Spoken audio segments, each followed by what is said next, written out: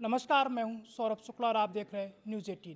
Middle east के रेगिस्तान में इस वक्त सिर्फ मिसाइलें नहीं बरस रही हैं, बल्कि महाशक्तियों के बीच एक ऐसा डेथ गेम चल रहा है जिसे दुनिया देख नहीं पा रही थी, लेकिन अब पर्दा उठ चुका है। दावा है कि रूस अमेरिका के खिलाफ ईरान का वो सीक्रेट हथियार बन गया है जिसने पेंटागन की रातों की नींद उड़ा दी है। रूस के पुतिन और ईरान के बीच एक ऐसी लाइव डील हुई है जिसने मिडिल ईस्ट की जंग को डिजिटल और घातक बना दिया है। सवाल है कि ईरान के पास ऐसा क्या आ गया कि उसके ड्रोन अमेरिकी रडार सिस्टम का खिलौना समझने लगे। जवाब है रूसी आंखें।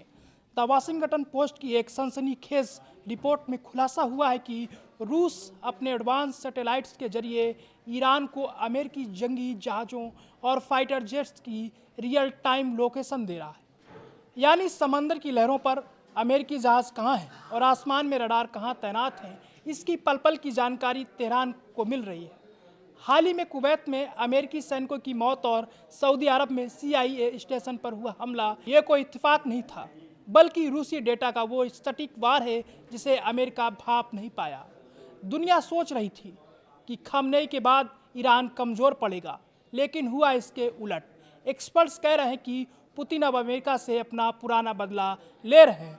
यूक्रेन में अमेरिका ने रूस की नाक में दम किया, तो अब पुतिन मिडिल ईस्ट के जरिए अमेरिका को उसी की भाषा में जवाब दे रहे हैं। रूस खुद इस जंग में सीधे नहीं कूदेगा क्योंकि उसे यूक्रेन संभालना है, लेकिन ईरान को कंधा देकर उसने अमेरिका के लिए दो मोर्चों पर मुसीबत खड़ी कर दी है। एक तरफ यूक्रेन की बर्फबारी और दूसरी तरफ मिडिल ईस्ट का बारूद।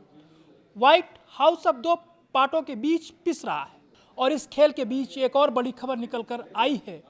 ट्रंप के एक मंत्री ने एक ऐसा बयान दिया है जिसने हलचल मचा दी है।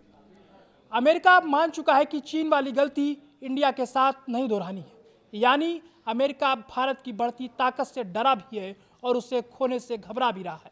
दिलचस्प बात यह है कि जहां रूस, ईरान और अमेरिका भिड़े हुए हैं, वहीं चीन फिलहाल दूर खड़ा होकर तमाशा देख रहा है।